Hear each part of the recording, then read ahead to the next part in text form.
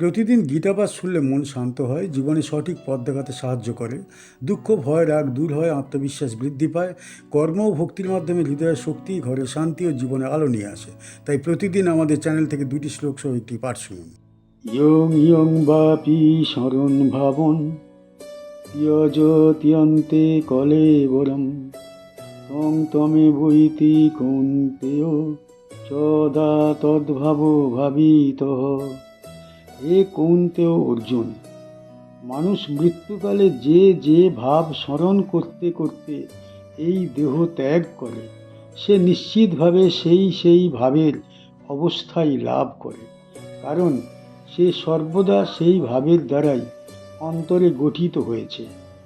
জম জম মানে যে, বাপি মানে নিশ্চয়ই, স্মরণ মানে স্মরণ করতে করতে, ভাবন মানে মানসিক অবস্থা, ত্যাজতি মানে ত্যাগ করে, অন্তে মানে শেষে, কলেবরম মানে দেহ, তম তম মানে সেই, এব নিশ্চিতভাবে, এতি মানে প্রাপ্ত হয়, কৌন্তেয় মানে কুন্তিপুত্র অর্জুন, সদা মানে সর্বদা, তদ্ভাব ভাবিত মানে সেই ভাব দ্বারা গঠিত। এই শ্লোকটি শ্রীমদ্ ভগবদ্ গীতার অত্যন্ত সূক্ষ্ম ও কঠোর সত্য প্রকাশ করে। এখানে মানুষের ভবিষ্যৎ গতি কোনো বাইরের শক্তির খেয়ালের উপর নির্ভর করে না, বরং নিজের অন্তরের ভাবের উপর সম্পূর্ণভাবে নির্ভর করে। এই নিয়ম স্পষ্টভাবে বলা হয়েছে। মানুষ সারা জীবন যে চিন্তা লালন করে, যে ভাব বারবার মনে আনে, ধীরে ধীরে সেই ভাব তার স্বভাব হয়ে ওঠে। এই স্বভাবই মৃত্যুকালে চেতনার শেষ অবলম্বন হয়। সেই সময় নতুন করে কিছু ভাব সৃষ্টি হয় না। জীবনের দীর্ঘ অভ্যাস তখন ফল দেয়। এই শ্লোক বোঝায় যে মৃত্যু কোনো বিচ্ছিন্ন ঘটনা নয়, এটি জীবনেরই পরিণতি। অন্তিম মুহূর্তের ভাব আসলে সমগ্র জীবনের সংক্ষিপ্ত প্রতিফলন। যে ব্যক্তি সংসার আসক্ত ভাব নিয়ে জীবন কাটায়, তার চেতনা সেই দিকেই প্রবাহিত হয়। আর যে ব্যক্তি ঈশ্বর চেতনায় নিজেকে অভ্যস্ত করেছে, তার চেতনা স্বাভাবিকভাবেই সেই দিকেই নিবদ্ধ থাকে। এখানে সদা তদ্ভাব ভাবিত শব্দটি গভীর অর্থ বহন করে। এর দ্বারা বোঝানো হয়েছে যে মানুষ প্রতিনিয়ত নিজের ভবিষ্যৎ নিজেই গড়ে তুলছে, নিজের চিন্তার মাধ্যমে। কোনো ভাবই নিরর্থক নয়, কোনো স্মরণই গুরুত্বহীন নয়। এই শ্লোক মানুষকে সতর্ক করে দেয়, কারণ অন্তরের ভাব লুকিয়ে রাখা যায় না, তা একদিন না একদিন প্রকাশ পাই, বিশেষত মৃত্যুকালে। এই শ্লোকটি মৃত্যুকাল ও স্মরণের বিষয়ে ধারাবাহিক উপদেশের অংশ। ঠিক এর আগের শ্লোকে বলা হয়েছে যে মৃত্যুকালে ঈশ্বর স্মরণে মুক্তি নিশ্চিত। এই শ্লোকে সেই বক্তব্যের নিয়ম ব্যাখ্যা করা হয়েছে। যুদ্ধক্ষেত্রে দাঁড়িয়ে এই কথা বলা হয়েছে, যেখানে প্রতিটি মুহূর্তেই দেহ ত্যাগের সম্ভাবনা রয়েছে। সেই প্রেক্ষাপটে এই শ্লোক মানুষের জীবনের প্রতি গভীর দায়িত্ব আরোপ করে। এই প্রসঙ্গ থেকে বোঝা যায় যে গীতা মানুষকে ভয় দেখায় না, বরং সচেতন করে। কি শিখতে পারি এই শ্লোক থেকে? এই শ্লোক আমাদের শেখায় যে মানুষ নিজেই নিজের ভবিষ্যৎ গড়ে তোলে। বাইরের ঘটনা নয়, অন্তরের ভাব জীবনের দিশা নির্ধারণ করে। এখান থেকে বোঝা যায় যে ঈশ্বর স্মরণ কোনো হঠাৎ ঘটে যাওয়া বিষয় নয়, এটি দীর্ঘ অভ্যাসের ফল। এই শ্লোক মনে করিয়ে দেয় যে প্রতিদিনের চিন্তা, প্রতিদিনের স্মরণ একদিন পরিণতিতে রূপ নেয়।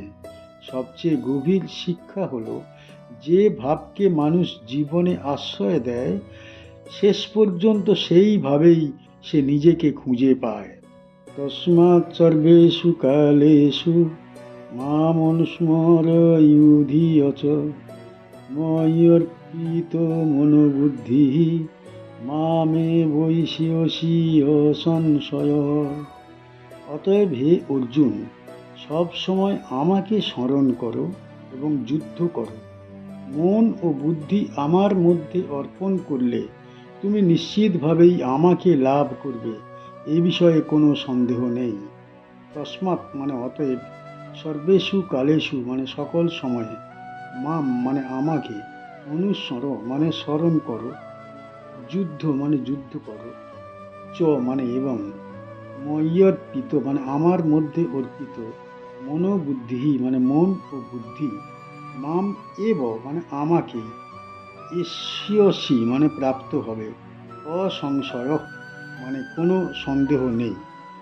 এই শ্লোকটি শ্রীমদ্ ভগবদ্ গীতার এক অত্যন্ত বাস্তব ও জীবনমুখী উপদেশ। এখানে শ্রীকৃষ্ণ অর্জুনকে কোনো ত্যাগের পথে আহ্বান করছেন না, বরং কর্মের মধ্যেই ঈশ্বর চেতনার প্রতিষ্ঠা করতে বলছেন।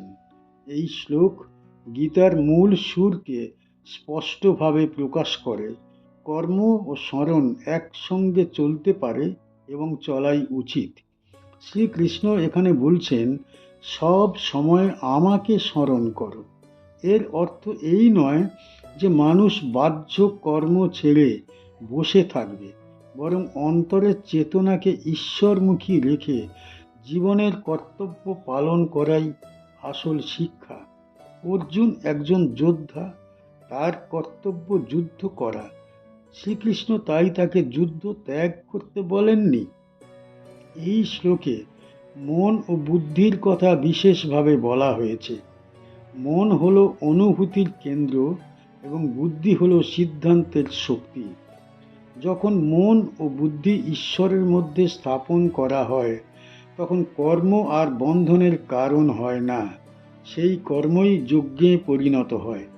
এখানে শ্রীকৃষ্ণ স্পষ্টভাবে আশ্বাস দিয়েছেন, যে ব্যক্তি এইভাবে জীবন যাপন করে সে নিশ্চিতভাবে ঈশ্বর লাভ করে। এই আশ্বাসে কোনো অনিশ্চয়তা নেই, কোনো সন্দেহের অবকাশ নেই। এটি শ্রী ভগবানের প্রত্যক্ষ ঘোষণা। এই শ্লোক প্রমাণ করে যে গীতা নিষ্ক্রিয়তার শিক্ষা দেয় না, গীতা শেখায় সচেতন কর্ম, শুদ্ধ চেতনা এবং ঈশ্বর স্মরণে স্থিত জীবন। এই শ্লোকটি মৃত্যুকাল ও স্মরণ বিষয়ে ধারাবাহিক আলোচনার পর বলা হয়েছে। এর আগের শ্লোকগুলিতে শ্রীকৃষ্ণ ব্যাখ্যা করেছেন যে মানুষের ভবিষ্যৎ গতি তার অন্তরের ভাবের উপর নির্ভর করে। সেই আলোচনার বাস্তব প্রয়োগ এই শ্লোক। কুরুক্ষেত্রের যুদ্ধক্ষেত্রে দাঁড়িয়ে শ্রীকৃষ্ণ অর্জুনকে বলছেন, জীবনের কর্তব্য ত্যাগ নয়, কর্তব্যের মধ্যে ঈশ্বরকে স্থাপন করাই ধর্ম। এই প্রসঙ্গ গীতাকে কর্মবিমুখ দর্শন থেকে সম্পূর্ণ আলাদা করে তোলে। এই শ্লোক অর্জুনের দ্বিধা দূর করবার জন্য অত্যন্ত গুরুত্বপূর্ণ। কি শিখতে পারি এই শ্লোক থেকে? এই শ্লোক আমাদের শেখায়, ঈশ্বর স্মরণ মানে দায়িত্ব থেকে পালানো নয়, বরং দায়িত্ব পালন করেই ঈশ্বর স্মরণ সম্ভব। এখান থেকে বোঝা যায় জীবনকে দুই ভাগে ভাগ করবার দরকার নেই, একটা ধর্মের জন্য আর একটা কাজের জন্য। জীবন একটাই, সেই জীবনেই ধর্ম প্রতিষ্ঠিত হয়। এই শ্লোক আরও মনে করিয়ে দেয় যে মন ও বুদ্ধি শুদ্ধ হলে কর্মও শুদ্ধ হয়। সবচেয়ে বড় শিক্ষা হলো, যে ব্যক্তি নিজের কর্ম ঈশ্বরের উদ্দেশ্যে করে সে কখনোই পথভ্রষ্ট হয় না, তার গন্তব্য নিশ্চিত। আমাদের চ্যানেলের গীতা পাঠ কেমন হয়েছে, ব্যাখ্যা কেমন হয়েছে, আপনার কেমন লেগেছে কমেন্ট বক্সে অবশ্যই জানাবেন, এবং প্রতিনিয়ত গীতা পাঠ শোনার জন্য চ্যানেলটা অবশ্যই সাবস্ক্রাইব করে রাখুন। দেখা হচ্ছে পরের ভিডিওতে।